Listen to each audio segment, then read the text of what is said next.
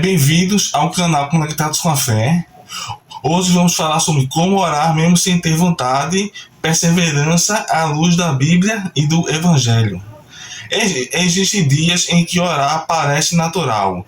A palavra flui, o coração até aquecido e a presença de Deus parece muito próxima. Mas também existem dias em que acontece exatamente o contrário. O cansaço pesa, a mente está distraída, as emoções estão confusas e a vontade de orar simplesmente desaparece. A grande pergunta devemos orar apenas quando sentimos vontade? A resposta da Bíblia é clara: não. A oração não depende apenas dos nossos sentimentos. Ela faz parte do nosso relacionamento com Deus, assim como em qualquer relacionamento saudável.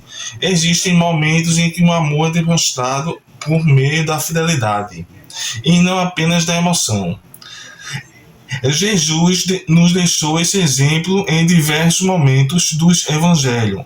Vemos que ele se retirava para orar, mesmo enfrentando dias intensos de ministérios. No jardim do Getsemane, antes da cruz, Jesus estava profundamente angustiado.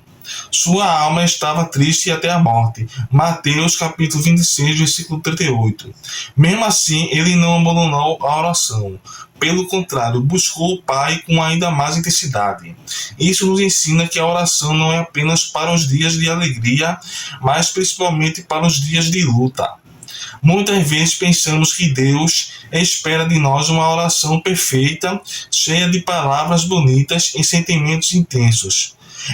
No entanto, o Evangelho nos mostra que outra realidade Deus nos recebe por causa de Jesus Cristo e não por causa da nossa qualidade, da nossa oração. Nossa confiança está em Jesus, que abriu um novo e vivo caminho para nos aproximarmos do Pai. Hebreus capítulo 10, versículo 19 ao 22. Isso significa que, mesmo quando nós sentimos fracos, podemos entrar na presença de Deus com confiança. O apóstolo Paulo escreveu: orai sem cessar. 1 Tessalonicenses capítulo 5, versículo 17. Esse chamado não significa viver o tempo inteiro de joelhos, mas cultivar uma vida constante de comunhão com Deus. Haverá dias em que essa comunhão será marcada por lágrimas, silêncio ou até poucas palavras. Ainda assim, Deus nos ouve. Oração é ter comunhão com Deus, é deleitar-se em Deus, é ter prazer em Deus. Porque não ora, primeiro, quem não conhece a Deus. Você não pode falar com um estranho e ter prazer nesta fala. Segundo, você não ora se você não tem intimidade. Porque se você não tem intimidade com Deus, você, ou ajoelhado, ou sentado, ou em pé, ou deitado, você conversa 2 minutos e não tem mais assunto. Ou você faz da oração apenas um rosário de pedidos, me dá isso, me dá aquilo, me dá aquilo outro, me dá aquilo outro, me dá aquilo outro, me dá aquilo outro, aquilo outro, e virou um rosário de perguntas. E eu fico imaginando na figura de pai, se toda vez que um filho chegasse para o pai: pai, me dá isso, pai, me dá aquilo, pai, me dá aquilo outro, pai, me dá mais isso, pai, me dá mais aquilo. Uma relação utilitarista. O que o pai gosta? O pai gosta de ter o filho, de abraçar o filho, de beijar o filho, de orientar o filho. Quando precisa, aqui, meu filho. Porque o filho confia no pai, o filho ama o pai é o provedor do filho. Agora, o filho primeiro honra o pai, para depois pedir alguma coisa para o pai. É isso que é oração. É você ter prazer em Deus, comunhão com Deus. E então você tem liberdade, então você tem confiança, então você tem acesso, você tem plena aceitação.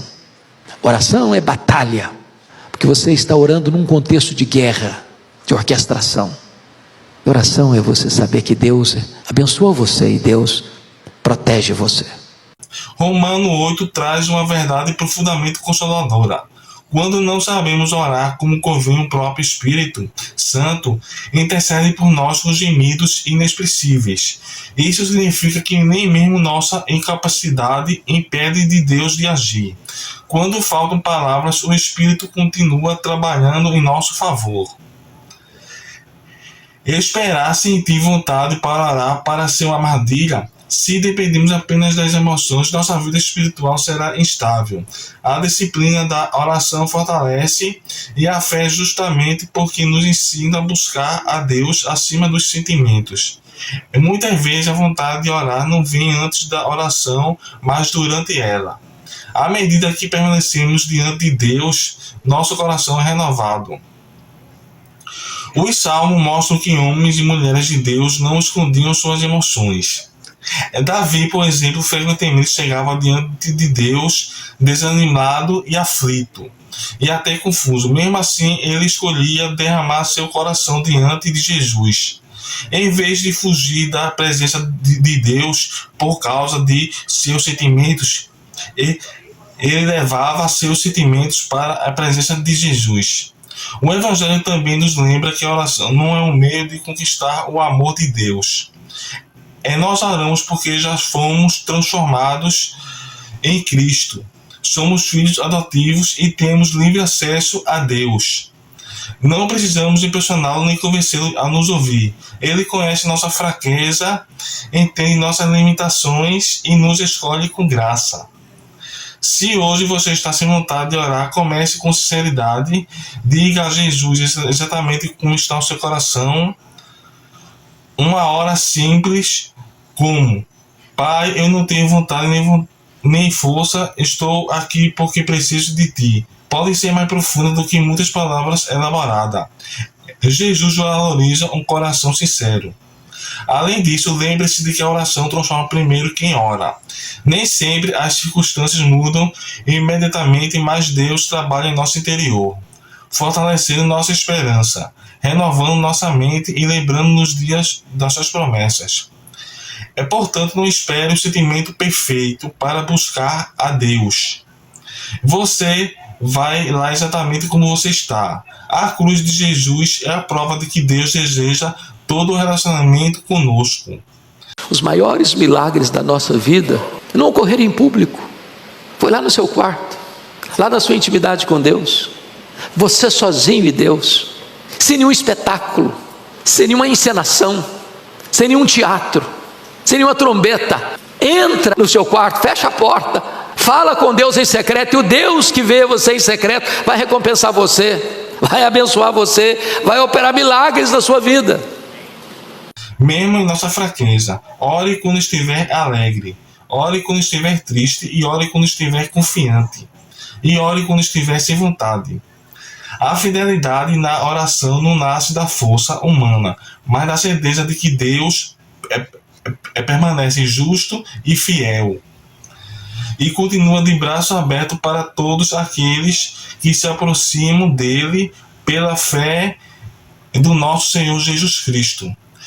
Bom, amados e amigos irmãos, chegamos ao final do vídeo. Se inscrevam no canal Conectados com a Fé e até o próximo vídeo. Fiquem todos com Deus. Há pessoas que dizem: não, oração não muda nada.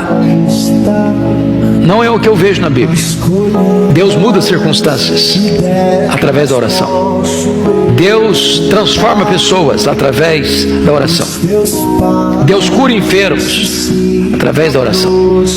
Deus restaura filhos e filhas através da resposta à oração. A oração não é para gente forte. A oração é para gente fraca. Nós não oramos porque somos fortes. Nós oramos porque de fato temos consciência da nossa fraqueza.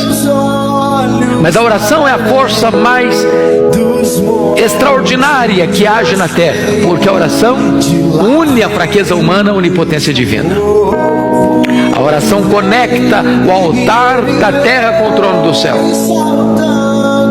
Quando o incenso do altar da oração sobe, retorna do trono para a terra em termos das intervenções soberanas de Deus na história.